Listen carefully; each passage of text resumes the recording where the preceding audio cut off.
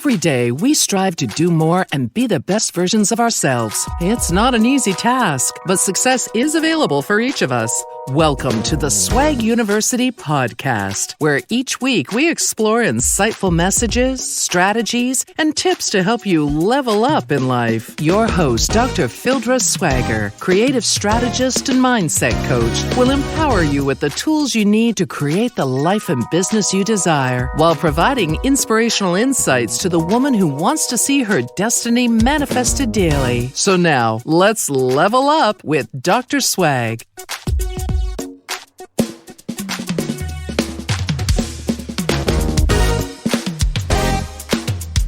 Hey, everybody, it's your girl, Dr. Swag. I hope you are having a wonderful day. I am. And I know your day is going to improve because I have a great guest today. I have Miss Colette Glover-Hannah with us. Hi, Colette. Hi, how are you? So happy to be with you today. It's fantastic, yes. So Colette is the founder and CEO of Hannah's Shoebox, which is an e-commerce shoe store that provides solutions for families looking for age-appropriate shoes for their tween girls, right? Tween girls. So our girls grow at all different rates, but as moms, we want to make sure that they're appropriately dressed and shoed, outfitted. How do you say that? Shoed, outfitted? I've never heard it, but I like it. Right. So if you hear it again. So Colette used the impetus to make sure that her daughter had shoes that appealed to her, that instilled self-esteem and confidence, that she could have a shoe selection that was one that she enjoyed. So as a provider of shoes, she has developed Hannah's Shoebox as a e-commerce place where women can shop for their daughters, their tween-age daughters who wear women's-sized shoes, can shop for styles that they enjoy and want to really wear. But that is the impetus of what she got started. But guess what? As always, the way that Colette works, the energy that she gives behind her work, the company has been awarded numerous accolades, including the Chamber's Small Business of the Year Award. Also, it participated in the competitive process of the Greater Tampa Chamber Commerce Startup Scholars Program. And I've even noticed that Colette, in her usual fashion, is giving back to minority business owners who are a part of the chamber who want to grow their business. So I met her maybe 20 years ago in academia at USF, where she was vice president of community relations. I probably should say development, because she developed everybody. She developed resources. She developed programs that still stand today, that recognizes other people's service. One of her brainchilds was the Kente Awards here in Tampa, where she recognized alumni and business leaders in the community who had given service to the African-American community through their entrepreneurship, through their efforts. And that committee is still standing. That award is still being awarded and has expanded to provide scholarships to others. So why am I telling you all this journey? Because not only is she a CEO and a mompreneur, which I'm going to let her tell you about, but she's taken that story and that experience, that journey, those lessons, those principles, and written about them in her co-authored book, Mompreneur, Managing Presentations, Parenthood and Partnerships, which examines the art of attempting, balancing, I'm going to say, the simultaneous demands of family, motherhood, and entrepreneurship. So once again, I introduce my good friend, Colette Hannah Glover. Oh, thank you so much. I'm done. Like, there's nothing else to say. You've told my story in 30 seconds. Oh, no. But thank you again for being here. I'm so excited to reconnect with you and to be able to talk about this journey of entrepreneurship, being a mompreneur, and how I got here. You mentioned the university. One of the things that I realized probably about 5 years ago was that I've always been an entrepreneur. Even though I was working for the university, I was constantly creating programs or I created a department at the university that had never existed before. And so once I started examining my own entrepreneurial spirit, I realized that it has always been a part of who I am. I always talk to people, especially women in general, and I tell them that a lot of times we do this within other companies, right? I'm just going to start a scholarship program. I'm going to start this. I'm going to start that. Well, those are the same tools that we use towards starting a business. So I started when you and I met 20 plus years ago. I was doing this entrepreneurial journey even back then. And it just happened that fast forward a couple decades that I am now the CEO of Hannah Shoebox. Yeah, that's fantastic. And I think that's pretty powerful that you say that because we don't always recognize that we have that skill set. Or even probably 20 years ago, I don't know that we had the language of entrepreneurship, That's true. In terms of what it is that you were doing and being a trailblazer and starting the things that you do. So in that journey, if you would, tell us a little bit about the lessons that you learned and how they do overlay entrepreneurship and business leadership and that type of savviness, skill set that we need in order to be effective. So you'll see the commonalities between what I was talking about before, the things that I did at the university and the same concepts that I used to start the business, right? Number one was identifying a need for something. And when I was at the university, when I started community relations, it was really because I realized there was a gap between what the university did in terms of fundraising and relationship building. And I realized we were not building relationships with our local community. And when I did community relations at that time, there were 5 campuses. So we were not building solid strategic relationships with people within the community. So I recognized that and I said, okay, let's start a department. And I did. Same thing similar to Hannah Shoebox. When my daughter was 6 years old, my daughter wore a size 6 women's shoe.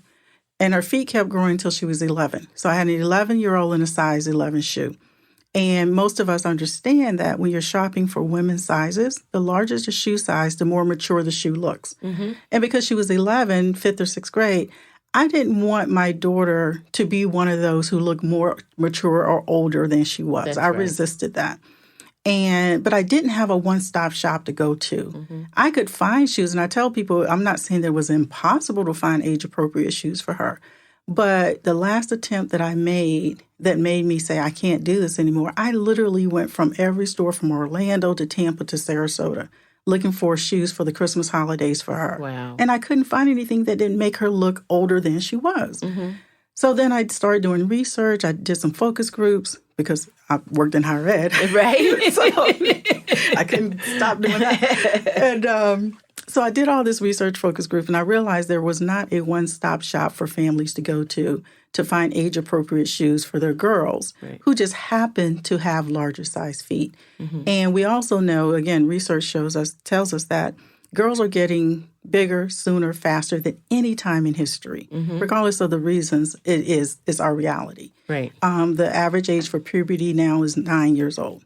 So they're developing faster, right?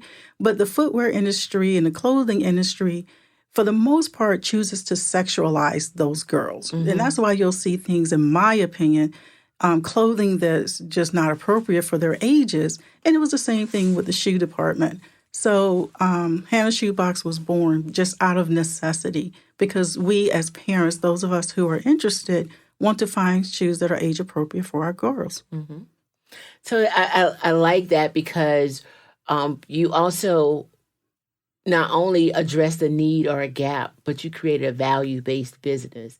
And a lot of times I found at least some of the women that I have coached with shy away from communicating their values. They make corporate values, but they may or may not completely align with their personal values. And so you're still in somewhat of a struggle, to be your authentic self as your CEO, if that makes sense. I listened to one of your previous shows with Dr. Paulette Walker, and the question to her was about her faith. like bringing your faith into the workplace. And it's so funny. I was listening to that in my kitchen and I'm talking out loud as if I'm in the conversation with the two of you on your podcast. But as soon as she said that, or as soon as you asked the question, my thing was, you don't have to bring it with you because it's a part of who you are. And it's the same thing with my values, right? And for those who you have to coach, it is who you are. So it's not leaving it on the shelf. It comes with you. And that was my thing. I just refused to allow my daughter to look more mature than she actually was. I was that parent. And when I did the focus groups and the research, I realized there were many parents out there that felt the way that I did. They just didn't have a store to go to. Yeah. So your store is e-commerce, so it is internet-based, and folks from around the globe can find you and your shop. What is that address again? It's hannahsshoebox.com. Hannah's with 2 S's because some people think it's Hannah as Shoebox, but HANNAHSSHOEBOX.com. Okay, so Hannah Shoebox, tell us about the clientele. Who are these moms? Do you have stories from them and how you have actually changed their life by making a pair of shoes available? You know, it's incredible because you mentioned in the intro how we also help girls with self-esteem and confidence.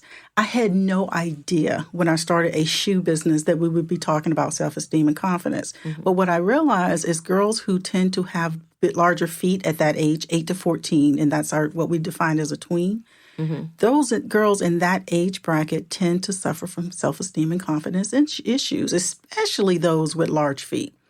Case in point, we had the largest size shoe that we've sold is a 14 to a 13-year-old in the 7th grade. Wow. And it was actually here in Tampa. And her mom talked about how just being able to wear women's shoes, she had worn men's shoes for 2 years because they couldn't find anything in a size 14 for a girl.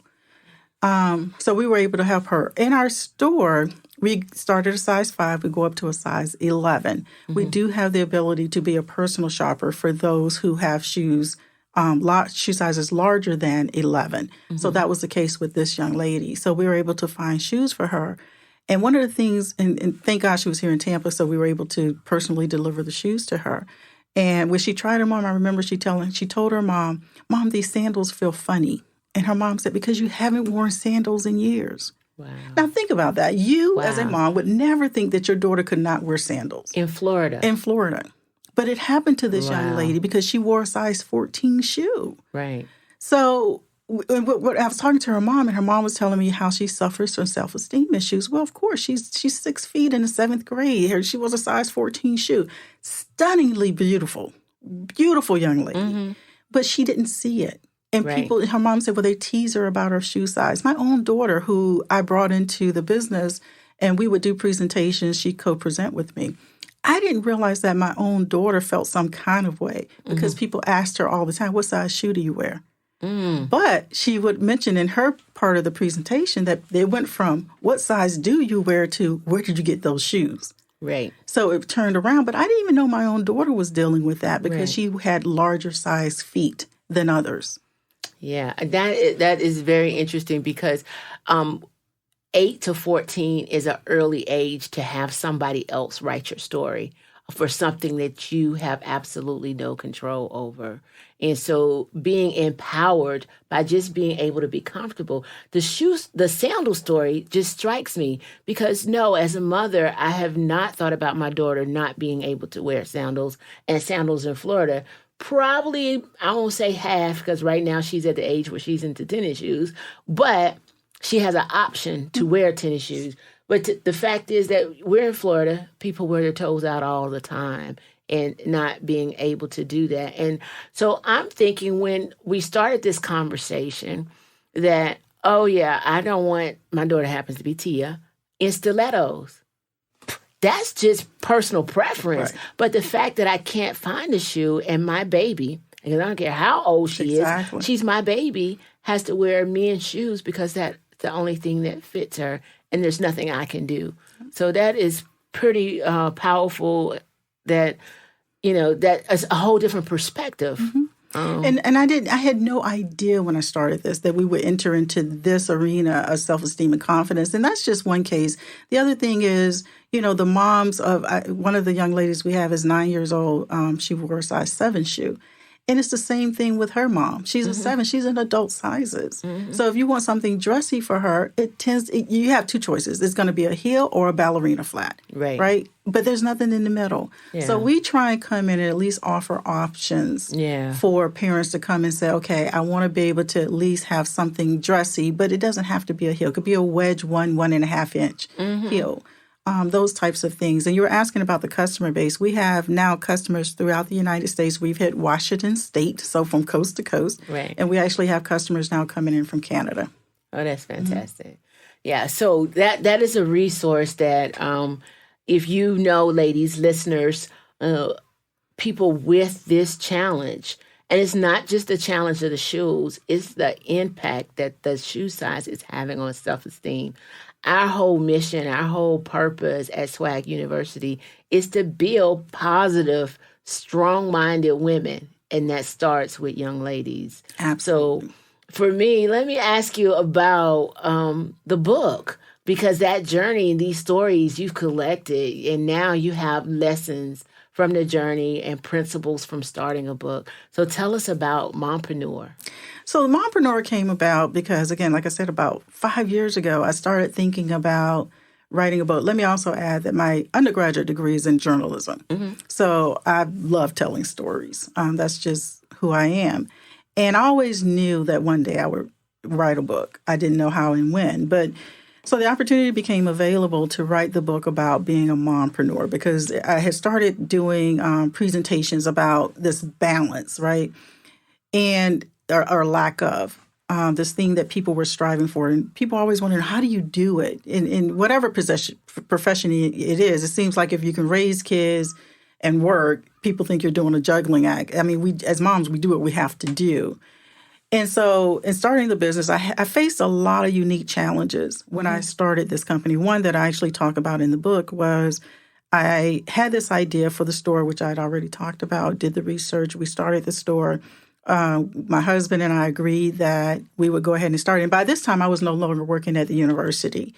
I was doing some consulting work. So I had the capacity to do it full time, to step into this entrepreneurship journey full time. And financially, we were in a good place to be able to do it. So we talked about it. I started Hannah Shoebox. About 6 months into it, my husband, who had worked in sales for many, many years, started to get sick. And we didn't know why he was sick. Now, in sales, he had done really, really well for his company, was consistently in the top 5 in the nation. So revenue-wise, he was doing really well. But once he got sick, he couldn't work anymore. We found out that he had cancer. And then he had to have surgery. And then there were complications from the surgery. And so then he was still out of work. And then eventually he lost his job because he was unable to physically work. So I had started this company 6 months into it. I mean, we had branded it. We had put a lot of money into it. I mean, it was growing. It was doing well. And then all of a sudden we hit a brick wall. Personally, and I stopped everything because at that point it was about my husband and making sure that he's able to survive. Right. And so I stepped away from the business for about 6 months. And then when it was time to go back to it, I had to make a decision because my husband wasn't able to go back to work. Here it is. We started this business. My daughter was in middle school at the time. And I was like, what am I going to do? And I decided, I'm going to bet on me. I'm going to make this work. Do I go get a job or do I do that? And it was a hard decision. And I question it sometimes to this day. Like some days I am going to go get a job. I don't know. That's because entrepreneurs are schizophrenic. Right. But it was hard. And so those are the types of things that I talk about in this Mompreneur book is this journey has not been easy. People look at it, it's like, oh my God, you're on your own business and you're this and this. It's like you don't understand the struggle, right, the sacrifice. That's exactly true. That comes with entrepreneurship. Now, those are the unfavorable parts. But at the same time, I love, love, love what I'm doing. I love working with girls. I love when moms come and say, oh my God, I've been looking for a store like this. this. Or to see a young lady smile like that 13-year-old because now she can wear shoes that look like everyone else's. Those types of things. To be a role model for girls. I did a Great American Teach-In today. And to be able to look at these girls when they figure out, you're Hannah? That's your business? I'm looking at your website. Oh, my God, this is great. But to teach them that you can do what I'm doing. Like, I'm no different from you. Right. You can do this. Yeah. That's the favorable part. Those are the things that give me joy to know that this is possible. And at the end of the day, the thing that drives me in all of this, of course, my kids, but there's something about having a daughter who watches every step you make. And what I think happens is when we take one, they understand that they can take two. Exactly. I totally agree. And I'm listening to you and thinking about my journey in the process. I consider myself a mompreneur as well. And I moved to Florida, as you know, to pursue my PhD. So that put me on a trajectory to the C-suite. I'm headed to executive leadership. But the cost of doing that is time, travel, and all of the above. But in my mind, I told myself, it's for the financial security. It's for I never really been a job title person. It's always been about the work, but to be significant in what it is that I was doing in life. So in August, I retired and I have a tween daughter. And the beauty of being home now, she feels like she has the most successful mother ever. I'll give you an example. I used to travel back and forth to St. Louis a lot. We had a program in St. Louis. And I used to travel a lot. We operated in 10 states, period. So I could be anywhere just about any time. A couple of weeks ago, my son was participating in a quinceañera, and my daughter wanted to go. So given that I'm a travel mom, I do a lot of e-commerce shopping. And so I ordered her a dress from Dillard's. And for her, a lot of times I'll use a brand that I know in case I have to take it back. Beautiful dress, absolutely not what she wanted. So we went back to the store to exchange the dress. Turns out that I didn't pay attention. I bought 2 sizes because she's, it's not a shoe, but she is developed, okay? So I bought 2 sizes because which is going to look most appropriate on your body's shape and style, right? We get to the store. They said, I'm sorry, ma'am. This is an internet purchase, and it happens to be internet-only product or whatever, the dress. I don't know if it was clearance or what, but whatever, you couldn't exchange it. And so my daughter's eyes, they didn't really fill up with water, but they looked to Mom, are you going to rescue this, right? And of course, the manager came over and I said, hey, I ordered online, I travel. And, she said, oh, sure, we'll change it. And when they gave my daughter the dress that she wanted, she said, I am so glad you're home, Mom. I'm so glad you don't travel because I would not have had anything to wear. And that's small, but big. So big, big. And I think as CEOs, entrepreneurs, corporate women making that transition, the importance of giving yourself permission to redefine your CEO, to redefine how success looks for you. Absolutely. And what it means based on your values is what being a mompreneur is about. That's a great story. And it's true. It's about what works for you. And what works for you may or may not work for me, but being comfortable in my place and what I do. Another story I talk about in the book is I was blessed because I started this journey with my daughter. I left the university when my daughter was in kindergarten. She was I had one graduating from kindergarten, one graduating from high school. It was a good idea at the time. But she was graduating from kindergarten when I left the university. So I was blessed to be able to attend from first grade to senior year every single event. Oh, that's a blessing. I was always present. But I can tell you there was a time that I actually talk about specifically in here. I had a potential customer who was in town from Rwanda for a few days, and we had scheduled dinner.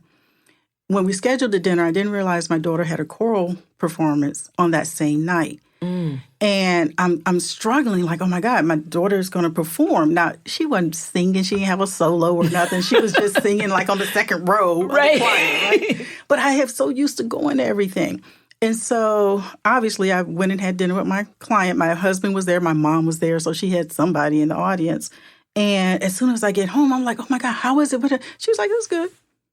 She didn't even care that I wasn't there. I had beat my own self up. Like, going back to, I have to be there for her. But she didn't need me. And it was okay for me to go meet with my client to do business on that night and not be with her.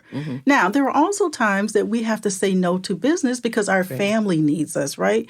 So when I started talking about this whole balance thing, I tell people, I said, let me give you the end of the book up front. It doesn't exist. So let it go. Stop beating yourself up. Work-life balance is a myth.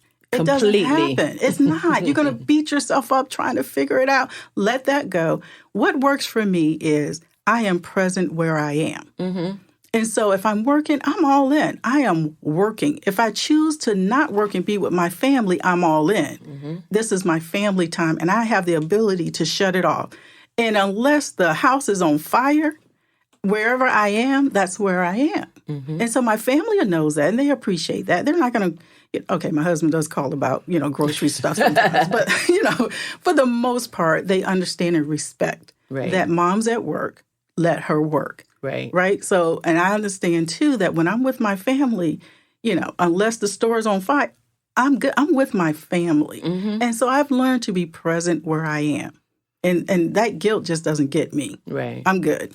That is a beautiful lesson. It takes some of us, and us would be a collective word,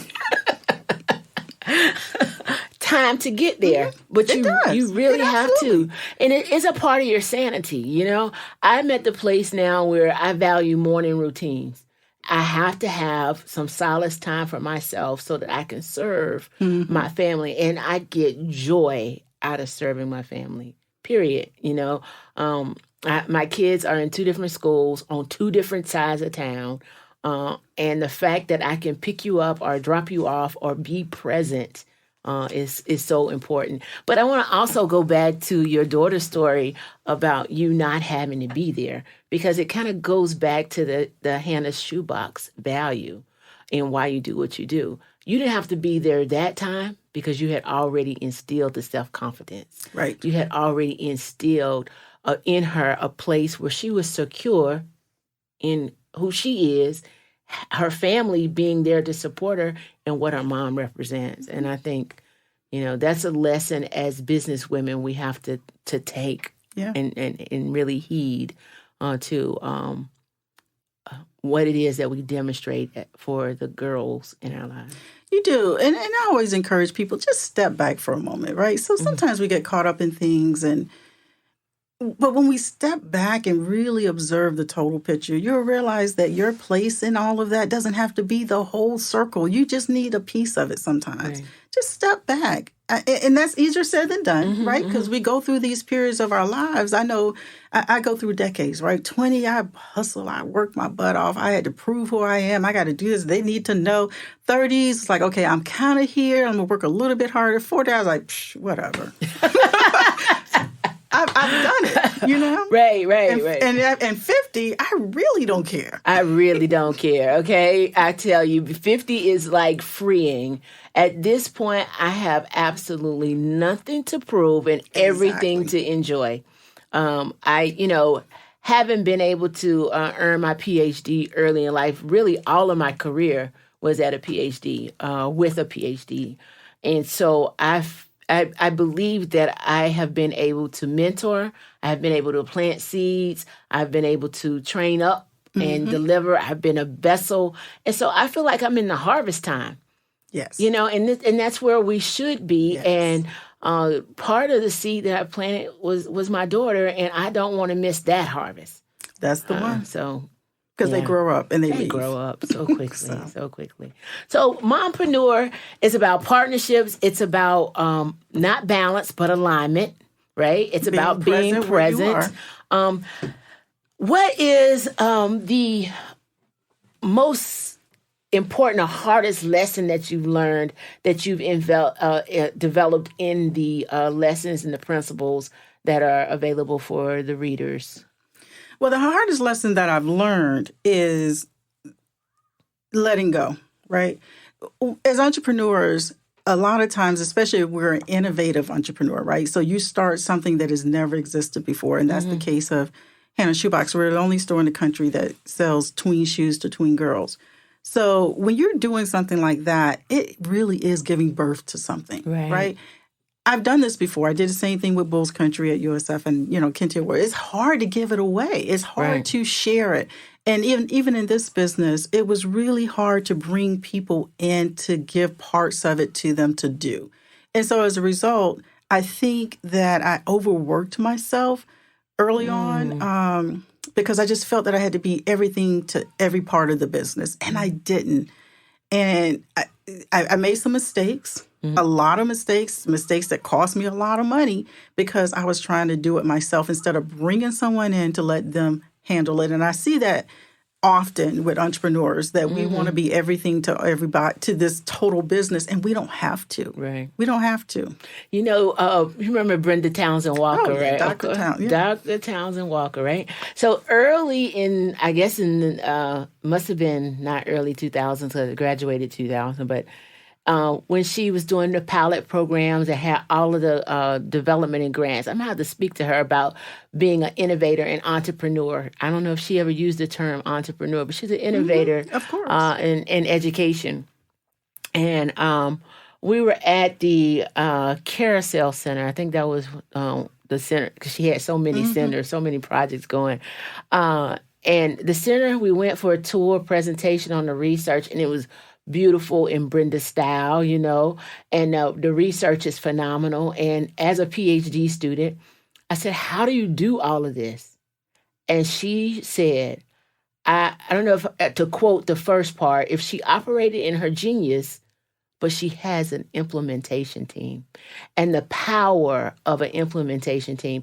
And I captured it then, but I didn't really understand what it meant until much later. Because you can't do all parts and be all things to everybody. And Brenda said Dr. Townsend Walker, with due respect, was the implementation team. And so maybe she said vessel because that was another lesson that I came to learn, that as innovators, as entrepreneurs, as I think women of God who've been blessed with multiple talents, that we're vessels that are used, that we can pour into. And that's also how I learned to be able to release. Because as a vessel, it's for me to receive and let it go. I don't have to hold on to it. Yeah. And that was I need to call Brenda and tell her that. That's so true. It's so true. And I can tell you that's one of the biggest problems that I had early was trying to, I just had a problem letting people help me. Right. And so now I try and give as much as I can away. I'm bringing people in. I'm negotiating with a potential partner now. Like I'm ready, but it took a while. And if I'm honest, it took me too long to get to this point. Right. It does. And I don't know if everyone, but I think women and successful women, we don't always recognize it, but we do have perfection paralysis, and because you are accustomed to operating at a certain level and releasing it. Yeah. Well, I also think that a lot of us are overachievers, right? Because for so many years we've just been taught, do this, and we do it all, and we're everything to everybody, and we try and do so much. And so you just become used to doing everything. We become used to it, being everything, the super mom, the super this, the super that. And there's no need for all of that. There just isn't. We can build a team of people to help us, whether that be at home, whether that be in the workplace, to be able to do it. But, in talking about this, because I get this a lot, how do you start a business? I want to start a business. What should I do? Those types of things. And I always tell people, look for that thing that makes you say, or I wish, or, that thing that you wish somebody would produce, and that somebody is you. And that's what happened with Hannah's Shoebox. I was so frustrated. I was talking to my sister-in-law at a holiday dinner that she hosts every year. And I kept saying, oh, my daughter had this beautiful dress and she had on ballerina flats because I couldn't find anything. I was so frustrated. And people were complimenting her dress. I was like, yeah, but look at her shoes. Like, I hate those shoes. And so my sister-in-law said, well, you should start a business. And I was like, I will. But I wasn't going to. But it stuck with me.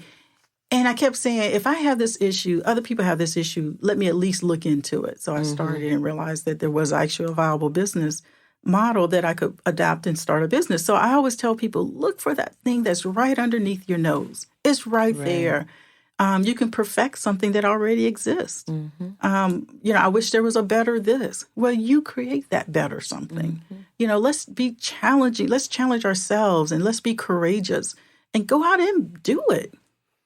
Courageous. That is exactly what it is. And be courageous enough to do it and be courageous enough to live in it out loud. So I have actually just enjoyed immensely this conversation and benefited from the lessons learned along the way from Hannah's Shoebox to Mompreneur. But are there any other tips or principles you want to make sure you share with our women? I'm always told that we have men too, but of course, our listeners to, help them, get to the place a little sooner. I'm glad you say that because I always talk about our moms, but we also realize that a lot of our customers are dads who buy for their daughters as well. So to our parents, this is what I want to leave with you. And I actually, again, heard this when you were talking to Dr. Paulette Walker, but it's something that I mention a lot. The thing for me in starting Hannah's Shoebox, like I just said, my sister-in-law said you should do it, and I said I would, but I really had no intentions of starting this business. I just put it out there. But then I thought, if I go to my grave or if I'm on my deathbed and I look back and say, I should have, I never wanted that to happen to me. Right. I didn't want to take this idea to my grave. And so that's the thing that I want people to understand. If you want to do it, do it. Don't look back with regrets, but you can at least say, I tried it. And let me correct that because I actually put that on my paper. And the word is try. We are not allowed to say that anymore. You're either going to do it or you're not. We're not going to try it. Either you're going to do this or you're not going to do it, but we're not going to try and do it. So if there is something that you want to do, if there's a company you want to start, there's a passion out there that you want to pursue, do it. Because what you don't want is at the end, and you can look back over your life, I don't want you to have that regret to say, I wish I would have. And that was my deal. I didn't want to look back and say, I should have, or I would have, I probably should have tried it. I'm okay now because I'm doing what I wanted to do. Oh, that's beautiful. I thank you so much. And listeners, did you hear that? Commit and have no regrets. And I thank you for bringing that message to us today. It is absolutely phenomenal to have you here and to have you bless us with both Hannah's Shoebox.com and Mompreneur. And where can we get Mompreneur? Mompreneur is available on Amazon. So you can purchase it there. So Mompreneur by Colette Glover-Hannah. All right, guys, you heard it here. Get the book. Make sure that you're using your life to do what it is that you are purposed to do so that at the end of your journey, you will have no regrets.